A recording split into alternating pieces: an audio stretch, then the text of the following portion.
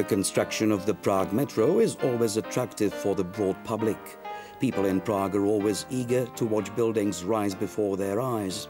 But most of the metro construction is happening underground and is hidden to the eyes of the public. However, the most intriguing part of the metro Sea Line development from Holešovice to Ládví took place at least partly on the surface.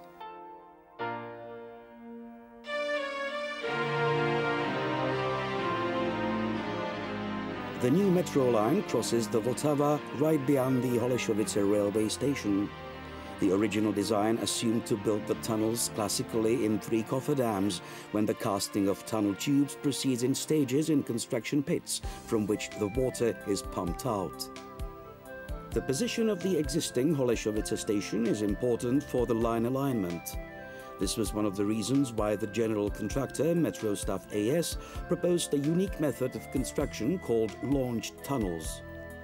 The metro tunnel was cast in the construction pit on the riverbank in the dry dock and transferred into the trench excavated in the riverbed by means of rope system after the flooding of the dry dock. A 200-meter dry dock was excavated on the Troja embankment for the metro tunnel. The underground concrete walls of the dry dock were anchored in 3 levels.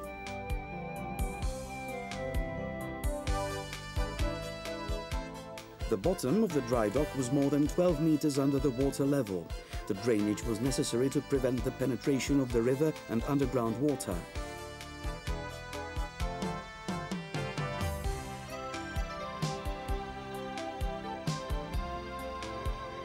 The longitudinal foundation strips cast in the dock provided supports for the tunnel tube in the casting position.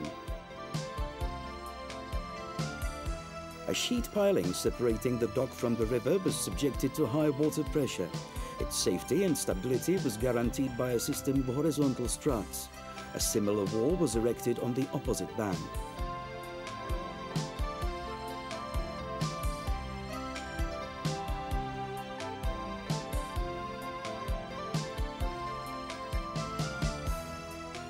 One of the first construction jobs, which took several months to complete, was the excavation of a trench in the riverbed. Ship-mounted grabs of miscellaneous design excavated a trench that was 6 to 9 meters deep and 10 to 12 meters wide at the heel.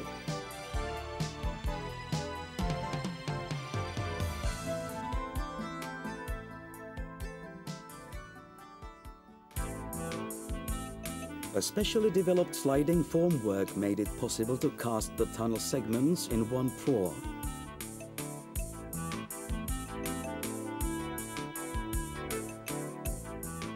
The 168-meter-long tunnel of a 6.5 by 6.5 meter cross-section was divided into 14 segments, each 12 meters long.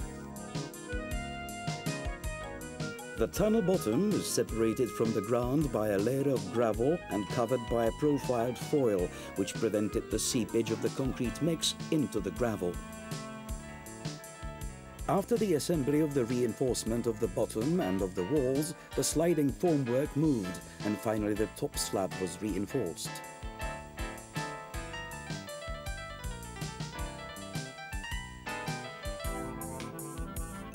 Rubber band seals were installed in the working joints between the individual segments. The surveyors monitored all the works so that the required small tolerances in the geometry could be safely guaranteed.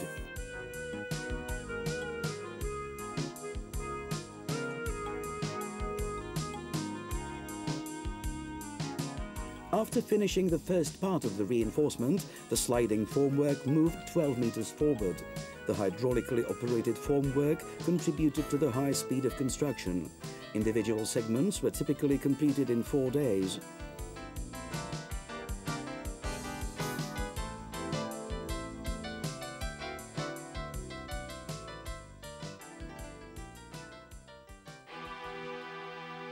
Each segment was cast continuously from the bottom to the top slab. The concrete quality was tested by a slump test.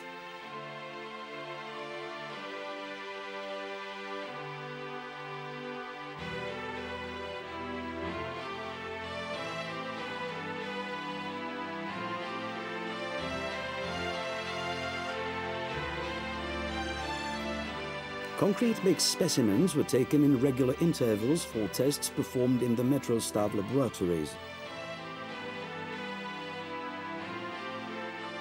After successful testing, the concrete was supplied into the formwork by mobile pumps.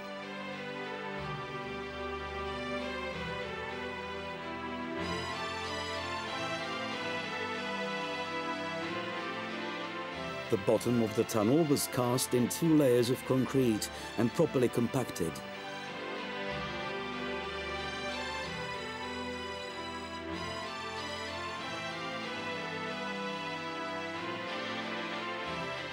The bottom slab was covered at the edges in order to prevent squeezing out of the fresh concrete during compaction of the concrete in the walls. After completion of the tunnel bottom, the walls and the top slab were cast until the whole segment was completed. The thickness of the slabs was 70 centimeters and the thickness of the walls was 73 centimeters. Sometimes the segments were cast in late-night hours. Temperature drops during the hardening of concrete could have caused cracks. The temperature gradients were reduced by electric heating of the old segment in the neighborhood of the working joint. Proper curing by means of protection of concrete with insulating mats and by water spraying almost eliminated cracking.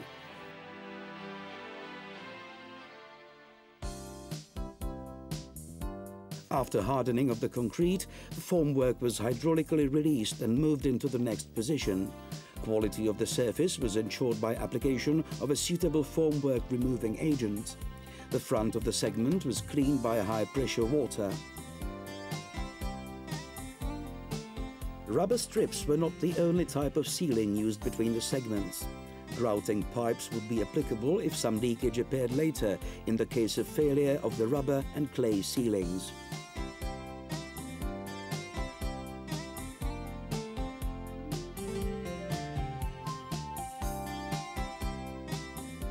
Clay strips were used for the case that rubber strips would not be sufficiently watertight.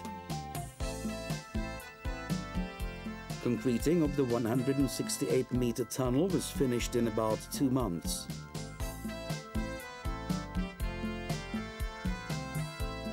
Water tanks were installed inside the tunnel tube. The adjustment of the water level allowed to balance the tunnel before its launching into the river trench.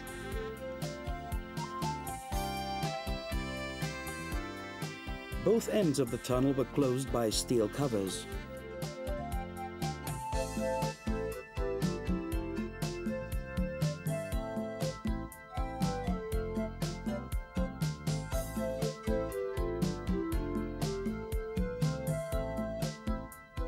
A pair of sliding, telescopic, hydraulically operated shoes was assembled at the rear part of the tunnel. They were later used for sliding of the tunnel along the concrete track. Hydraulic jacks were installed under the tunnel in order to detach it from the foundation and to measure its weight.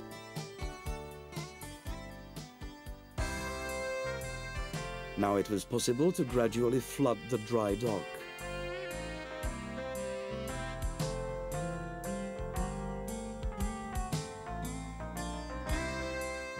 Two masts were erected on the top slab of the tunnel. The targets observed by surveyors during the launching were located on their top.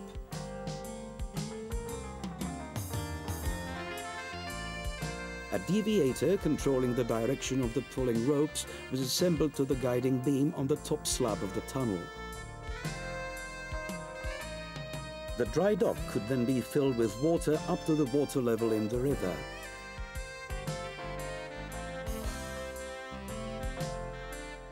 The dry dock was then completely flooded.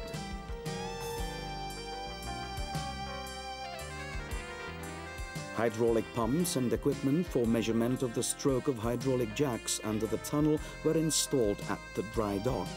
This system measured the weight of the tunnel and its distribution. Based on the measured results, the water level in the internal tanks was adjusted until the correct balancing of the tunnel was achieved.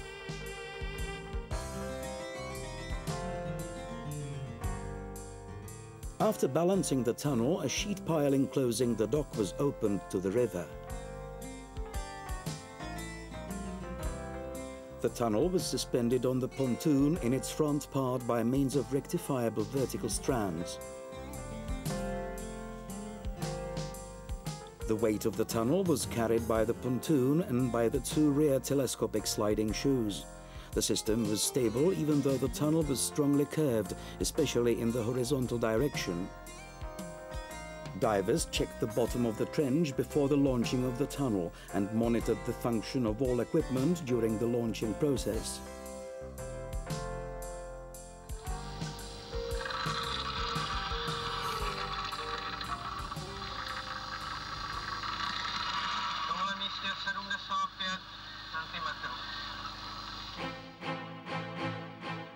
The forward motion of the tunnel was controlled by means of two hydraulic pulling units installed on the opposite bank of the river.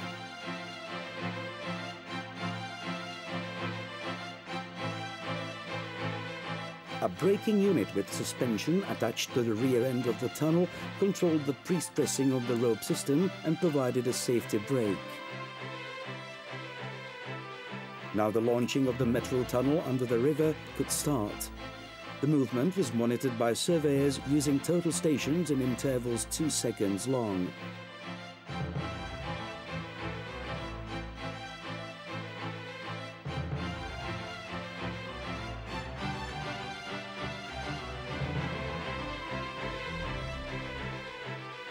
The measured data was collected and evaluated by means of special software. The results provided the necessary information for the operator who controlled the movement of the tunnel.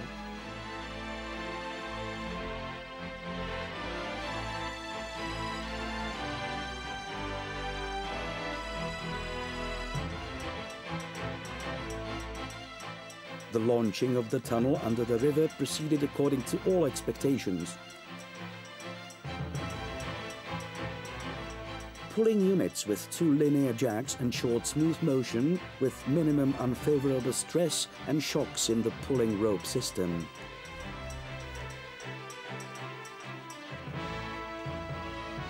The two pulling units were located about 100 meters apart, which was necessary due to the curved trajectory of the launch. The correct direction of the movement was achieved by means of different pulling speeds of the individual units.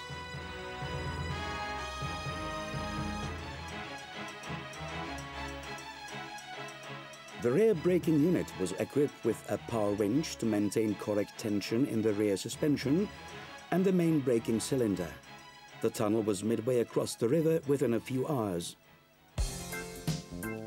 The pulling rope system becomes functional only at a certain angle between the pulling suspensions.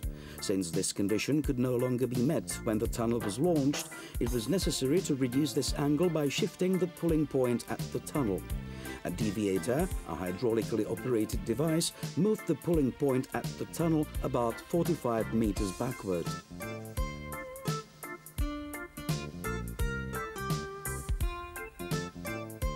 The tunnel was launched along the designed path into the opening in the sheet piling on the opposite Holešovice riverbank.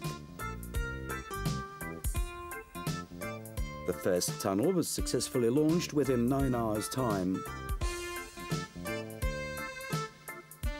Being in the final position, the tunnel was anchored and supported first at its ends and under the pontoon. Permanent supports were then installed. Textile bags were inserted in the 30 to 50 centimeter gap between the bottom slab and the bottom of the trench. The bags were filled with concrete, and after hardening, they provided stiff supports located every 6 meters under the walls of the tunnel.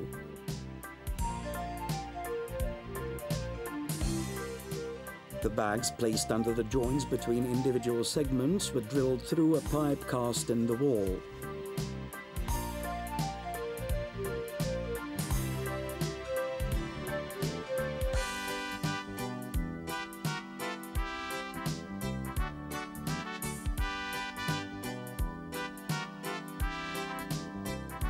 The drilled holes were fitted with steel bars, which were then concreted.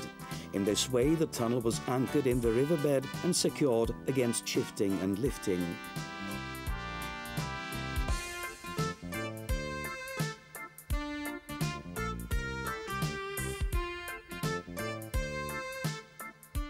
In the meantime, the sheet piling of the dry dock and that of the Holešovice cofferdam was closed and sealed.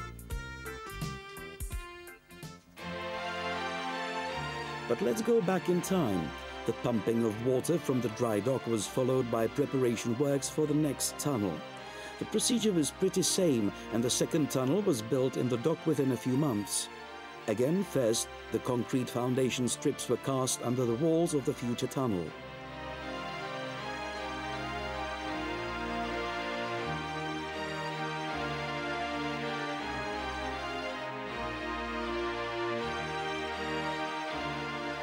Concreting, again with the use of a sliding formwork, took about 2 months.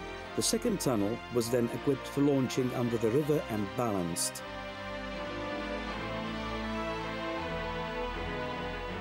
The Holešovice cofferdam was ready to accept a new tunnel.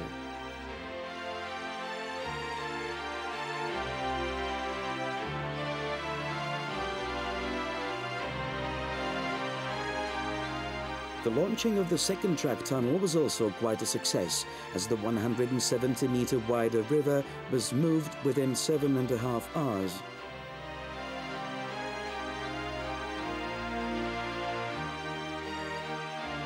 When both tunnels were launched and stabilized, it was only necessary to fill the trench with earth and fit internal installations for operational use.